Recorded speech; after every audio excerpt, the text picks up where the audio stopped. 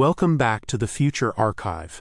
Today, we examine archived broadcasts from August 22, 2026, featuring a father's questionable parenting on Mount Fuji, a robotic horse that stole a tech conference, and climate change rewriting school calendars.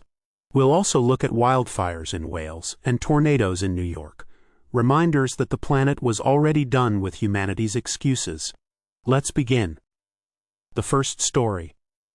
Father abandons son on Mount Fuji to complete solo hike. On August 22, 2026, a 38-year-old Japanese man left his 7-year-old son at a rest stop on Mount Fuji so he could finish his solo climb to the summit.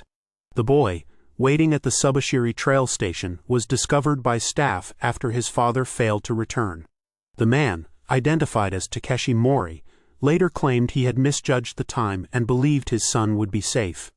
Authorities and the public reacted with outrage, as Mori was charged with child abandonment. The incident became a flashpoint in debates about modern parenting, individualism, and the pressures of personal achievement in Japanese society. This case was a stark example of how societal expectations around personal ambition could override basic parental responsibility.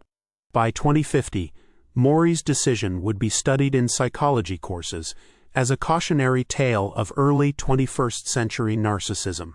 The boy, incidentally, grew up to be a perfectly well-adjusted adult, though he did refuse to speak to his father for 20 years. Mistakes were made. The story also highlighted the growing tension between tradition and modernity in Japan, where communal values were increasingly at odds with individual pursuits. Some peaks are not worth the climb. The second story.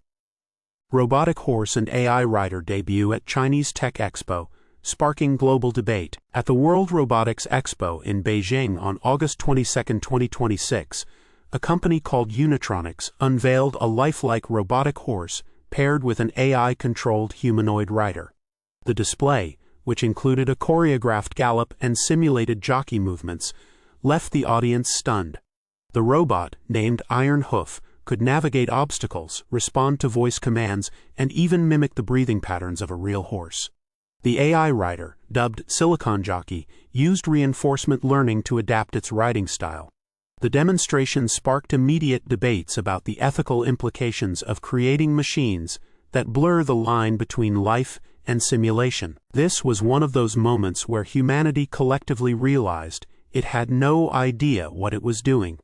By 2050, robotic animals would be common in entertainment, agriculture, and even therapy, but in 2026 the idea still felt unsettling. The expo also marked the beginning of the AI safety committees, those ceremonial bodies that governments formed to appear proactive while doing little. Unitronics, by the way, went bankrupt in 2031 after Iron Hoof was hacked and used to place unauthorized bets at virtual racetracks. Progress, as ever, came with a side of buyer's remorse. The third story. Welsh wildfires turn quiet county into temporary global carbon hotspot. In August 2026, a series of wildfires in Powys, Wales, a region not typically associated with such disasters, released an unprecedented amount of carbon dioxide into the atmosphere. The fires, fueled by a combination of drought and unusually high temperatures, burned for over a week, turning the county into one of the world's top temporary emitters. Local firefighters, unaccustomed to such scale, were joined by crews from England and even Portugal. The event drew global attention to the ironic reality that climate change could turn even the greenest landscapes into carbon emitters. Powys became a case study in how climate change could upend expectations.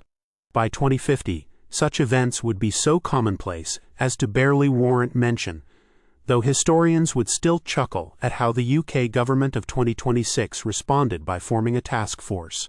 The Great Spreadsheet Crisis of 2026, as it was later dubbed, saw officials scrambling to track carbon emissions from unexpected sources.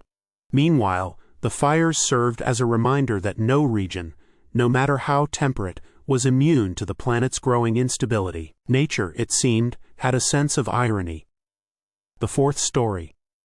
Rising temperatures, force educators to rethink traditional school calendars. As heatwaves became more frequent and intense in 2026, educators in the United States and Europe began reconsidering the traditional school calendar. With classrooms in some regions becoming unbearably hot, districts in states like Texas and Arizona proposed year-round schooling with rotating breaks to avoid the worst heat. The idea was to spread out the academic year, ensuring students weren't in school during the hottest months. The debate highlighted how climate change was not just an environmental issue but a societal one, forcing institutions to adapt in real time. This was humanity's favorite strategy, rearranging the deck chairs while the ship slowly sank. By 2050, year-round schooling would be the norm in most temperate climates, though the initial resistance in 2026 was fierce.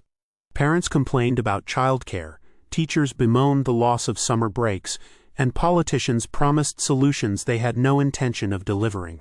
The shift also underscored a broader truth. Climate change wasn't just about rising seas or melting ice caps.